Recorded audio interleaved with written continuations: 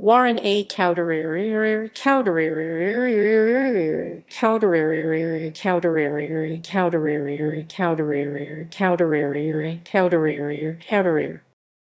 Warren A. Cowdery, October 17, 1788, February 23, 1851, was an early leader in the Latter-day Saint movement and an editor of Latter-day Saints Messenger and Advocate, an early Latter-day Saint periodical.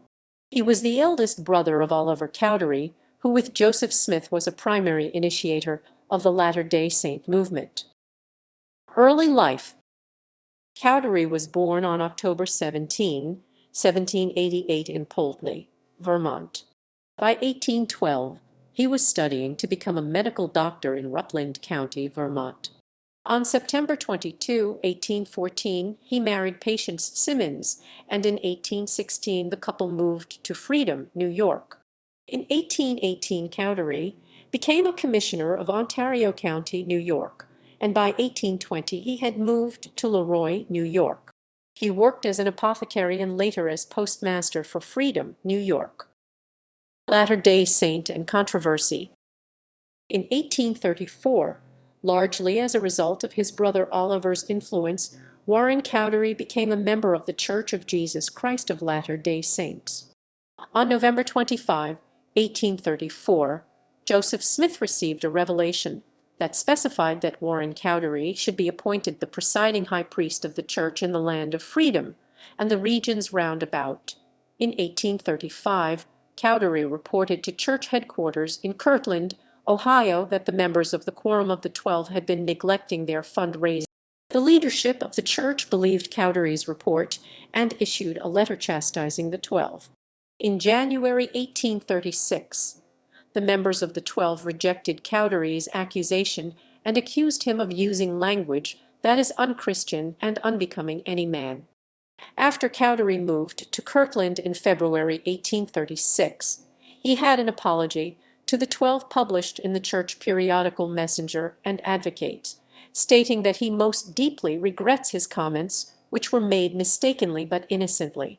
He was appointed a member of the Kirtland High Council of the Church in May 1837. Editor and scribe. In March 1836, Oliver Cowdery became the editor of the Messenger and Advocate.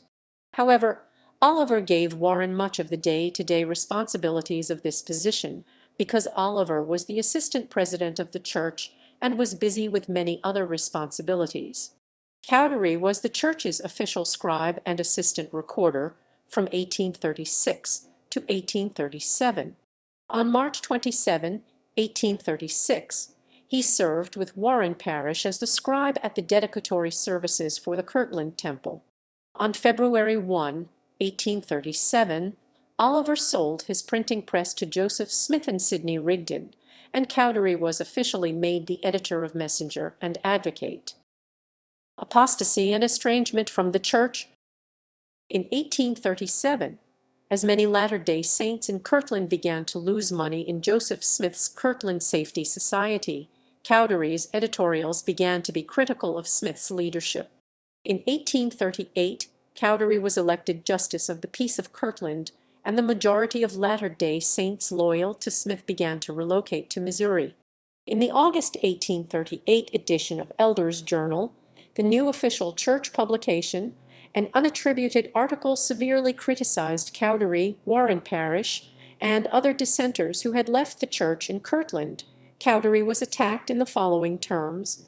This poor pitiful beggar came to Kirtland a few years since with a large family, nearly naked and destitute. It was really painful to see this pious doctor's, for such he professed to be, rags flying when he walked the streets. He was taken in by us in this pitiful condition, and we put him into the printing office and gave him enormous wages, not because he could earn it, or because we needed his service, but merely out of pity. We knew the man's incompetency all the time, and his ignorance and inability to fill any place in the literary world with credit to himself or to his employers. But notwithstanding all this, out of pure compassion, we gave him a place and afterwards hired him to edit the paper in that place and gave him double as much as he could have gotten anywhere else. The subscribers, many at least, complained to us of his inability to edit the paper, and there was much dissatisfaction about it, but still we retained him in our employ, merely that he might not have to be supported as a pauper. By our means he got himself and family decently clothed, and got supplied with all the comforts of life. The owners of the establishment could have done all the work, which he did themselves just as well without him as with him. In reality, it was a piece of pauperism. But now, reader, mark the sequel. It is a fact of public notoriety that as soon as he found himself and family in possession of decent apparel, he began to use all his influence to our injury, both in his savings and doings.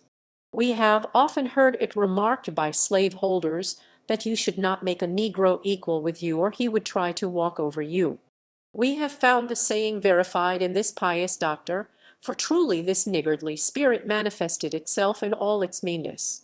Even in his writings, and they were very mean at best, he threw out foul insinuations, which no man who had one particle of noble feeling would have condescended to. But such was the conduct of this master of meanness.